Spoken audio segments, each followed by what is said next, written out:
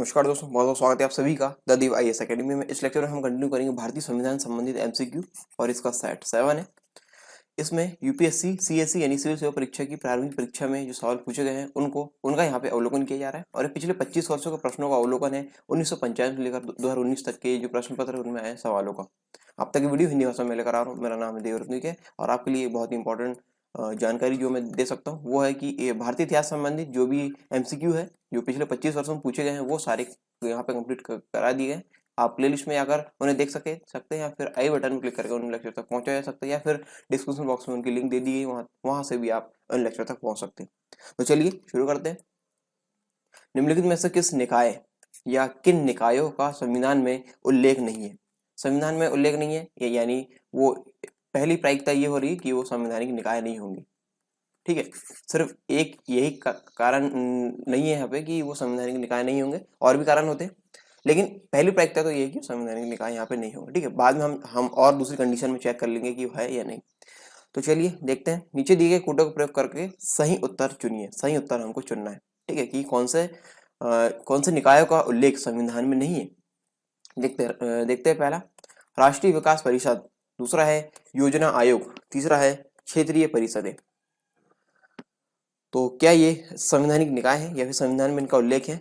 राष्ट्रीय विकास परिषद ये नहीं है, इसका उल्लेख संविधान में। योजना आयोग का उल्लेख भी नहीं है, क्षेत्रीय परिषदों का उल्लेख भी संविधान में नहीं है। तो ये तीनों ही संवैधानिक निकाय नहीं है। तो इसमें हमको ये चुनना है कि किस निकाय या किन निकायों का उल्लेख संविधान में नहीं है। तो तीनों का नहीं है, एक दो तीनों ही नहीं है। तो हमको यहाँ पे ऑप्शन देख लेते हैं, केवल एक और दो, केवल दो, केवल एक और तीन, केवल एक दो और तीन सभी। ठीक है, तो यहाँ पे ऑप्शन डी वाला इसका सही है कि यहाँ पे तीनों ही संवैधानिक निकाय नहीं है। आंसर इसका डी।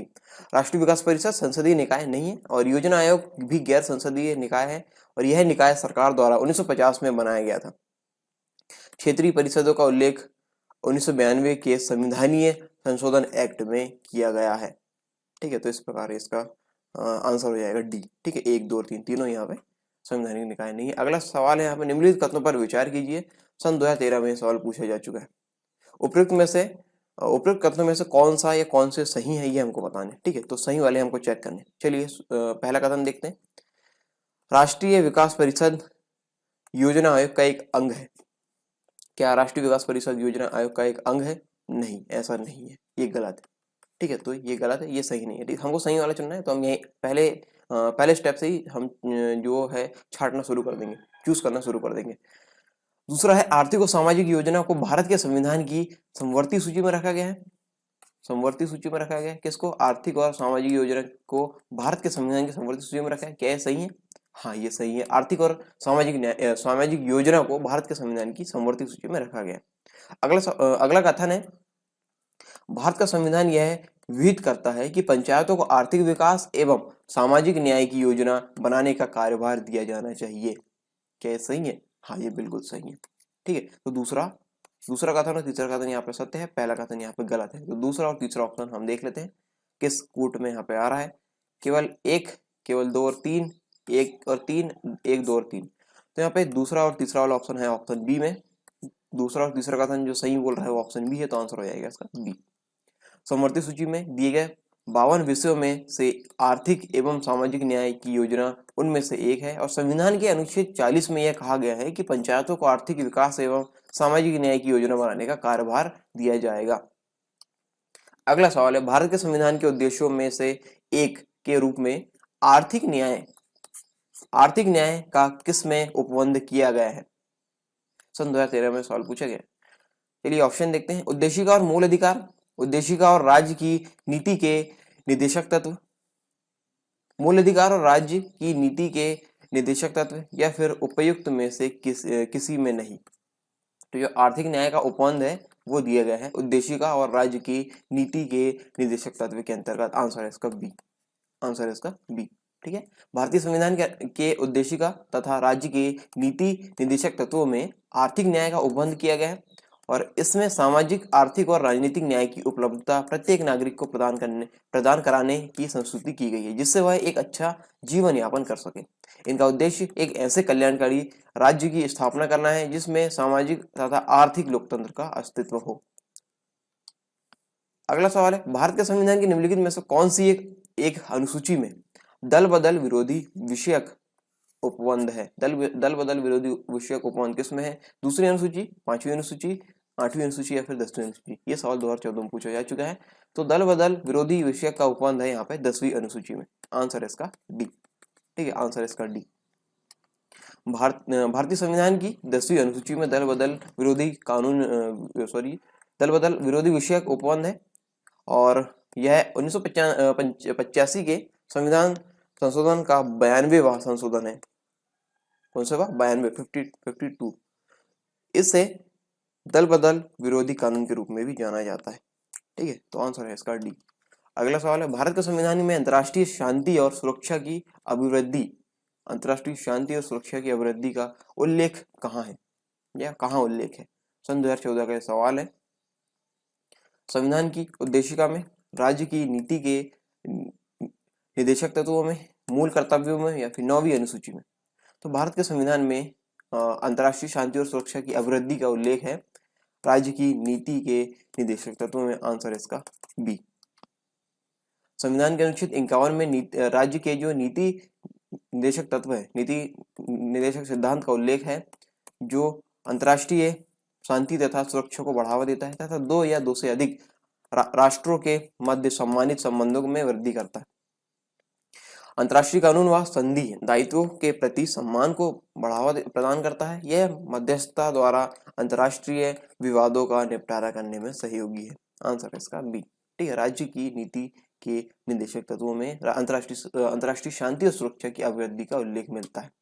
अगला सवाल है, भारत के संविधान में 5वीं अनुसूची और 6वीं अनुसूची या 6ठी अनुसूची के उपबंध निम्नलिखित में किस लिए किए गए हैं? क्या मतलब किसके लिए यहाँ पे किए गए 5वीं और 6वीं अनुसूची के उपबंध? सन 2015 में सवाल पूछा जा चुका है। अनुसूचित जनजातियों के हितों के संरक्षण के लिए या फिर राज्यों के बीच सीमाओं के निर्धारण के लिए या फिर पंचायतों की शक्तियों, प्राधिकारों और उत्तरदायित्वों के निर्धारण के लिए या फिर सभी सीमावर्ती राज्यों के हितों के संरक्षण के लिए? तो यहाँ पे 5वीं और 6वीं अनुसूची के उपबंध किए गए हैं अनुसूचित जनजातियों के हितों के संरक्षण के लिए। आंसर इसका ए। ठीक है, आंसर है ए। संविधान की 5वीं अनुसूची में असम, मेघालय, त्रिपुरा और मिजोरम के अतिरिक्त भारत के सभी राज्यों के अनुसूचित क्षेत्रों के प्रशासन और नियंत्रण संबंधी उपबंध है और 6वीं अनुसूची में असम, मेघालय, त्रिपुरा और मिजोरम राज्यों के जनजातीय क्षेत्रों के प्रशासन के संबंध में उपबंध है।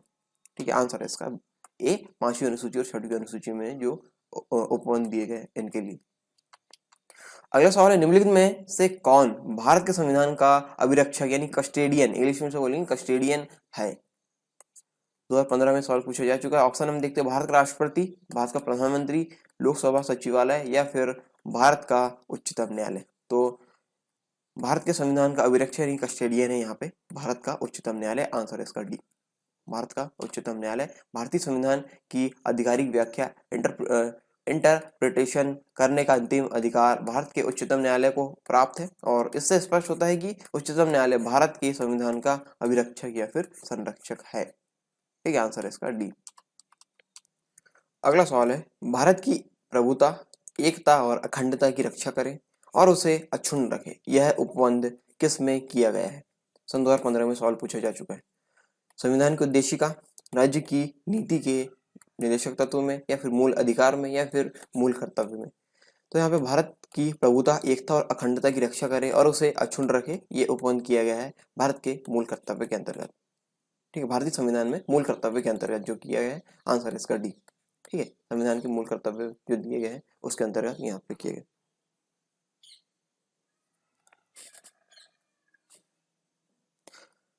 अगला सवाल, भारत की प्रभुता, एकता और अखंडता की रक्षा करे और उसे अक्षुण्ण रखे, यह उपबंध किस में किया गया है? सन 2015 में सवाल पूछा जा चुका है। संविधान की उद्देशिका, राज्य की नीति के निर्देशक तत्वों में या फिर मूल अधिकार में या फिर मूल कर्तव्य के अंतर्गत? तो यहाँ पे भारत की प्रभुता, एकता और अखंडता की रक्षा करे और उसे अक्षुण्ण रखे, यह उपबंध किया गया है मूल कर्तव्य के अंतर्गत। ठीक है, मूल कर्तव्य के अंतर्गत। आंसर है इसका डी। अगला सवाल है, भारत के संविधान में कल्याणकारी राज्य का आदर्श किस में प्रतिष्ठापित है? कल्याणकारी राज्य का आदर्श किस में प्रतिष्ठापित है? 2015 में सवाल पूछा जा चुका है। उद्देशिका, राज्य की नीति के निदेशक तत्व, मूल अधिकार या फिर 7वीं अनुसूची। तो यहाँ पे है कल्याणकारी राज्य का आदर्श किसमें प्रतिष्ठापित है, तो ये है राज्य के नीति के निदेशक तत्व। ठीक है, आंसर है इसका बी। भारत के संविधान में कल्याणकारी राज्य का आदर्श राज्य की नीति के निदेशक तत्व में प्रतिष्ठापित है और राज्य और संविधान के अनुच्छेद 38 से 51 तक 17 निदेशक तत्व है। निदेशक तत्व की परिधि बहुत विस्तारित है। ये आंसर इसका बी। राज्य की नीति के निदेशक तत्वों के बारे में निम्नलिखित कथनों पर विचार कीजिए। सन 2015 में सवाल पूछा जा चुका है। उपरोक्त कथनों में से कौन सा या कौन से सही है, ये हमको बताने। ये तत्व देश के सामाजिक, आर्थिक, लोकतंत्र की व्याख्या करते हैं। इन तत्वों में अंतर्विष्ट उपबंध किसी न्यायालय द्वारा प्रवर्तनीय, एनफोर्सेबल नहीं है। तो चलिए चेक करते हैं दोनों को। ये तत्व देश के सामाजिक, आर्थिक, लोकतंत्र की व्याख्या करते हैं, क्या ऐसा है? हाँ, बिल्कुल ये करते हैं। ठीक है, ये सही है। दूसरा, इन तत्वों में अंतर्विष्ट उपबंध किसी न्यायालय द्वारा प्रवर्तनीय, एनफोर्सेबल नहीं है, क्या ऐसा है? हाँ, ये भी सही है। ठीक है, दोनों ही यहाँ पे सही है। तो उपरोक्त कथनों में से कौन से सही है हमको बताने हैं। तो एक और दो दोनों सही है। तो यहाँ पे देख लेते हैं, केवल एक, केवल दो, एक और दो दोनों, ना ही एक और ना ही दो। तो यहाँ पे एक और दो दोनों इसका उत्तर हो जाएगा। ठीक है, आंसर है इसका सी। भारतीय संविधान में सम्मिलित नीति निदेशक तत्वों की प्रेरणा 1917 के आयरलैंड में के संविधान से ली गई है। आयरलैंड के संविधान से यहाँ पे ली गई है और ये तत्वों देश के सामाजिक, आर्थिक, लोकतंत्र की व्याख्या करते हैं। और अनुच्छेद 37 के तहत इन तत्वों में अंतर्विष्ट उपबंध किसी न्यायालय द्वारा प्रवर्तनीय नहीं है। ठीक है, तो इनको कोर्ट में चैलेंज नहीं कर सकते, इसका मतलब ये है। ठीक है, तो ये प्रश्न यहाँ पे समाप्त होते हैं। Thanks for watching the Deepak academy.